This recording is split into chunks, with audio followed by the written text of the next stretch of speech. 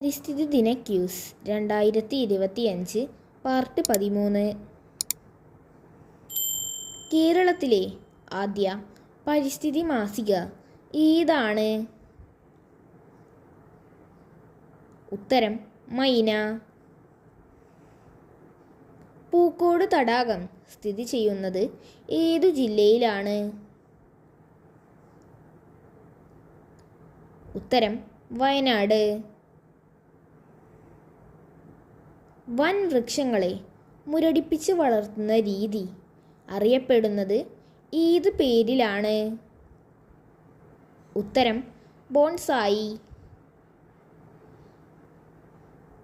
Hortus Malabaricus എന്ന ഗ്രന്ഥത്തിലെ പ്രതിപാദ്യ വിഷയം എന്താണ്?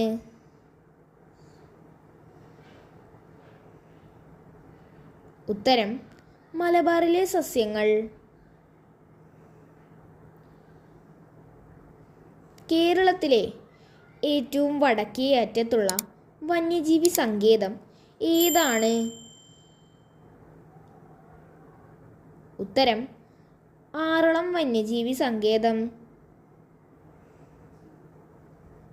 കേരളത്തിലെ ഏറ്റവും ചെറിയ സംരക്ഷിത പ്രദേശം ഏതാണ്?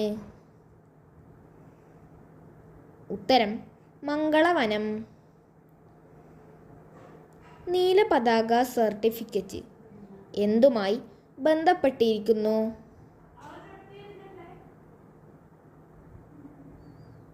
ഉത്തരം ബീച്ചുകളുടെ ഗുണനിലവാരം. കേരളത്തിൽ കണ്ടൽക്കാടുകൾ ഏറ്റവും കുറവുള്ള ജില്ല ഏതാണ്? ഉത്തരം കൊല്ലം. കേരളത്തിൽ കണ്ടൽ വനങ്ങൾ കൂടുതലുള്ള ജില്ല ഏതാണ്? ഉത്തരം കണ്ണൂർ. കാഷ്യ ഫിസ്റ്റുല ഏത് പൂവിൻ്റെ ശാസ്ത്രീയ നാമമാണ്? ഉത്തരം കണിക്കൊന്ന. സംസ്ഥാന വിദ്യാഭ്യാസ വകുപ്പും വനം വകുപ്പും സംയുക്തമായി സംഘടിപ്പിക്കുന്ന വനവത്കരണ പരിപാടിയുടെ പേരെന്താണ്? ഉത്തരം എൻ്റെ മരം. മരച്ചീനി ഏറ്റവും കൂടുതൽ കൃഷി ചെയ്യുന്ന കേരളത്തിലെ ജില്ല ഏതാണ്? ഉത്തരം തിരുവനന്തപുരം. കേരളത്തിലെ ഏറ്റവും വലിയ എർത്ത് ഡാം ഏതാണ്?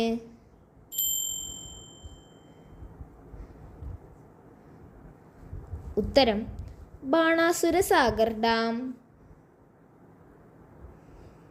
ജൈവ വൈവിധ്യം എന്ന പ്രയോഗം ഏത് വന്യജീവി ശാസ്ത്രജ്ഞൻ്റെ സംഭാവനയാണ്? ഏത് വർഷമാണ് ഈ സംഭാവന? ഉത്തരം 1985 വാൾട്ടർ ജി റോസൺ. വേമ്പനാട് കായലിന് നടുവിലുള്ള പ്രസിദ്ധമായ ദ്വീപ് ഏതാണ്? ഉത്തരം പാതിരാമണൽ ദ്വീപ്. കേന്ദ്ര മണ്ണ് ഗവേഷണ കേന്ദ്രം സ്ഥിതി ചെയ്യുന്നത് എവിടെയാണ്?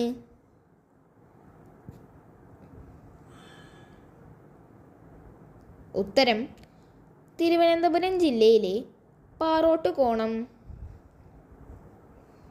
കേരളത്തിലെ ആദ്യത്തെ ദേശീയ ഉദ്യാനം ഏതാണ്?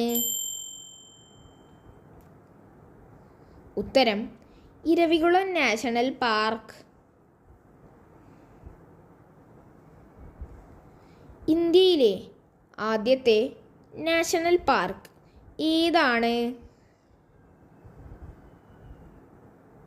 ഉത്തരം ഉത്തരാഖണ്ഡിലെ ജിം കോർബറ്റ് നാഷണൽ പാർക്ക്. ഒരു കുരുവിയുടെ പതനം ആരുടെ ആത്മകഥയാണ്? ഉത്തരം ഡോക്ടർ സാലിം അലി.